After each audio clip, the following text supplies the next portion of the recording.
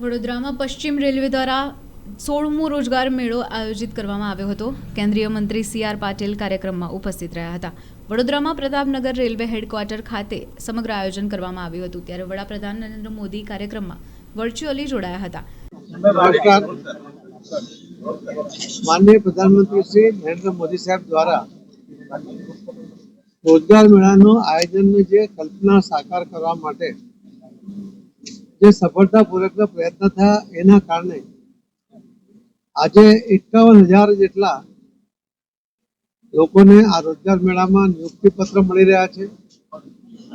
સરકારની અને સરકારી સંસ્થાઓના આ અલગ અલગ જગ્યાએ મુખ્યત્વે રેલવે, પોસ્ટ એ અન્ય સરકારી ડિપાર્ટમેન્ટમાંથી આજે આ નોકરીના પત્રકો અને નિયુક્તિ પત્ર વિતરણ કરવામાં આવી રહ્યા છે. આજે 51,000, પરંતુ આજ દિન સુધીમાં લગભગ 10 લાખ જેટલા યુવાનોને એમના ટેલેન્ટ પ્રમાણે એમને તક મળે, સમયસર મળે, એના માટેના સફળ પ્રયત્ન માનનીય પ્રધાનમંત્રી શ્રી નરેન્દ્ર મોદી સાહેબે કર્યા છે. એનું આ પરિણામ છે.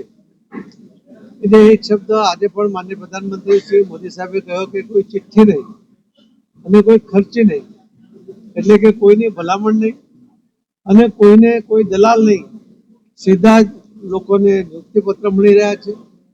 આ યુવાન કે જે નિરાશાની ગર્તમાં ધકેલાઈને જાય, જ્યારે આ વિકસિત ભારતની કલ્પનાને સાકાર કરવો હોય તો આ દેશના યુવાનોને એને ટેલેન્ટનો ઉપયોગ કરવા માટેનો પ્રયત્ન સરકાર દ્વારા કરવામાં આવે. આ પહેલીવાર આપણા દેશમાં બની રહ્યું છે અને એના જ કારણે લોકોનો વિશ્વાસ થયો છે કે માનનીય પ્રધાનમંત્રી શ્રી નરેન્દ્ર મોદી સાહેબનું જે સ્વપ્ન છે કે 2047 સુધીમાં વિકસિત ભારત બનાવવું જોઈએ, અને એમાં જ્યારે આખા દેશમાં, દુનિયામાં 65% વસ્તી યુવાનોની ધરાવતો આપણો આ દેશ એ ચોક્કસપણે ખૂબ ઝડપભેર આગળ વધી રહ્યો છે.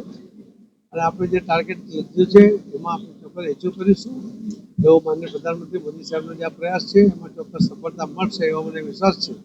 આજે જેમને પણ બધાને નિયુક્તિ પત્ર મળ્યા છે એ તમામને ખૂબ ખૂબ અભિનંદન આપું છું. કોઈ પણ બનાવ જ્યારે બને છે ત્યારે સરકાર એ કોઈની પણ હોય એ ચોક્કસપણે ઇન્ક્વાયરી કરતી હોય છે. પણ હું આપને એમ કહીશ કે આની અંદર પગલાં લેવાના શરૂ કર્યા છે. ગુજરાતના માનનીય મુખ્યમંત્રી શ્રી ભૂપેન્દ્રભાઈ પટેલ એમણે પણ કેટલાક અધિકારીઓને સસ્પેન્ડ પણ કર્યા છે. અને હું પણ એમને વિનંતી કરીશ કે જરૂર એમાં કડકમાં કડક પગલાં લે. દોષિતોને કોઈ પણ હાથમાં છોડવા જોઈએ નહીં. નિર્દોષ લોકો જે રીતે એમને આજે જાન ગુમાવી છે એમને, એમના ફેમિલી પત્ની, એમનું દેશોની છે, પણ સાથે સાથે આવા કોઈ જવાબદાર વ્યક્તિને ન છોડાય એના માટેના તમામ પગલાં ભરવા માટે હું પણ આગ્રહ કરીશ એવું આપને ખાતરી આપું છું. દુર્ઘટનાઓ અને અકસ્માતોની પરંપરા સર્જાય છે અને એને માટે રાજ્ય સરકારને તમે શું